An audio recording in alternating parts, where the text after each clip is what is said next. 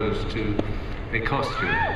And that was the concept of it. And all the lines are lines of musculature, which was our designer came up with. And if you look at a physiological picture of of muscles in the body, of course, all of those lines are very true to that. So a lot of thought's been given to it. It is a work in progress.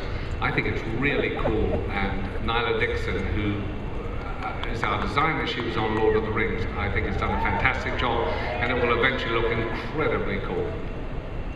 You know, Donald, one of the things about this superhero film, this particular film, is that it goes off the planet. Most of the superhero films we see are confined to the alleys of Gotham or maybe the skyscrapers of New York. Talk a little bit about that as a challenge and as an opportunity. Well, the opportunity is obviously a great one because we're going to take the audience into the center of the universe, to the planet of Oa, and they'll see the 3,600 Green Lanterns. So I think as an opportunity, what it does for a superhero movie is it takes you into a new realm. As my partner Greg Berlanti always said, it's part of space opera as well. I think though the challenges are many. Obviously we had to create an entire world for this planet of Oa, and we have many teams of artists. We have a great production designer. His name is Grant Major. He also did Lord of the Rings.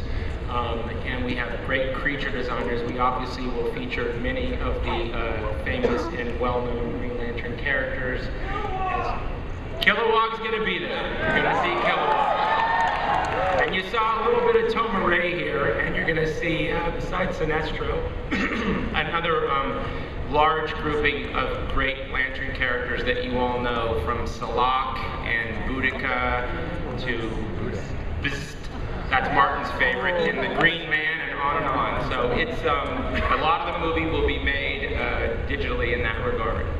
You know, and Greg, there's so many places to start with a movie like this. When you were coming in, tell us about your sort of priorities and maybe some of the things you didn't want to happen as far as this first film. Yeah, well, when we were first breaking down the mythology of it, it just seemed like the natural place to start with the Silver Age character in Hal Jordan. It all sort of seemed to kind of go outward from there, and then you're just searching through all the comic books of your youth to find the best villains that you can find, and all the characters that you would want to see. I think that was the guys I wrote the draft with, Michael Green and Mark Guggenheim, who I think are here. We were just kids in a candy shop, really pouring through and putting all our favorite moments in, and we realized we had enough at that point for a few movies, and not just for one. And kept pushing stuff off and off so that the audience could go on a real journey on the first one, but not necessarily, we can't give away everything at the beginning. That's fantastic.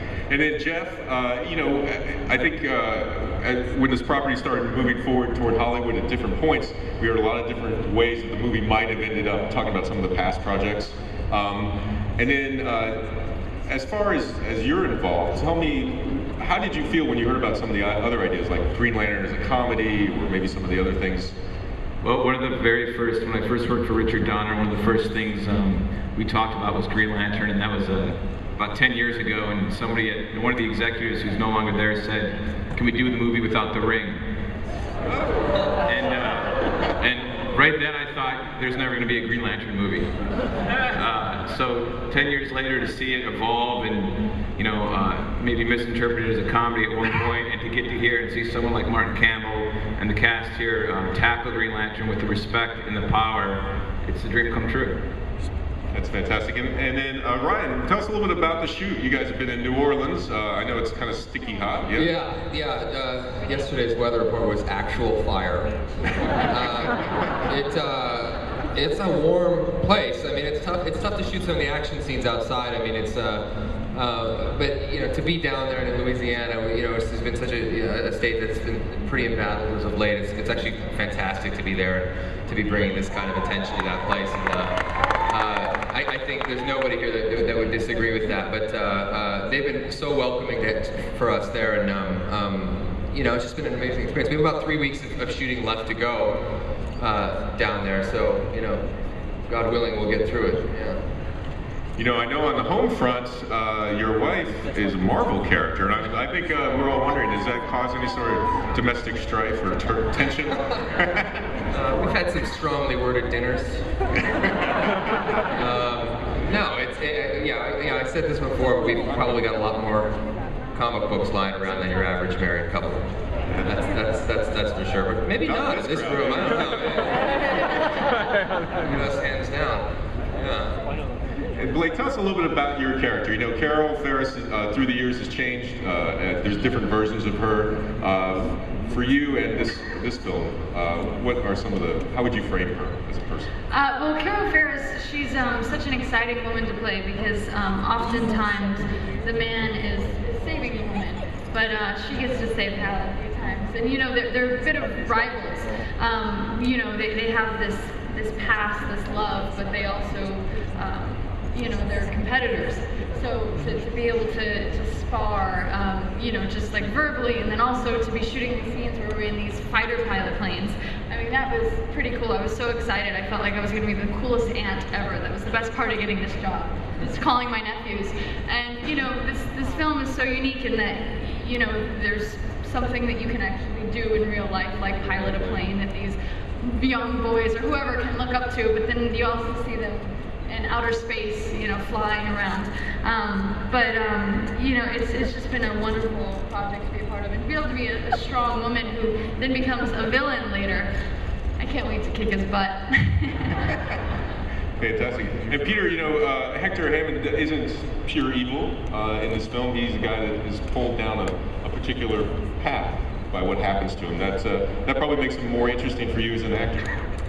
Yeah, I was very interested in the fact that he had his own origin story in the movie, and to be one way and become another way. You know, I think a lot of times you get what he becomes is always just kind of an expression of what he had inside of him all along. They're not like two different things necessarily.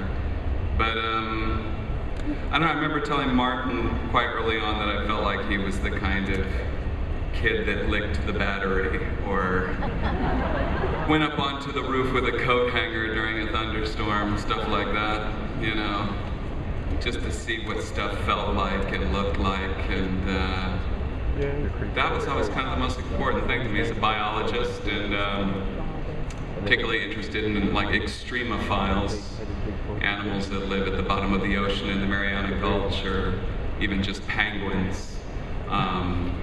As a way of understanding what might exist elsewhere, and of course he gets his opportunity to see up close in the movie. You know, we're going to take some questions from the audience in a second, and I'd like to remind you all, please make sure your questions end in a question mark. No proposals, no pitches, no threats. You know, hey, how you doing? We'll go ahead. I didn't realize it was there. Okay, go ahead. Hello, C.T. McLean here. My question is to Peter Sarsgaard. What got you hooked to this project and to the character that you're playing? What got me hooked? Well, I came in one day and talked to Martin, and Martin told me what the story was, and quite smartly told me the story through the eyes of my character. You know, it's a great way to first see something, and you know, it just felt like an amazing arc, a great journey for a character to start out one way and end another way, and that's all you really ever want.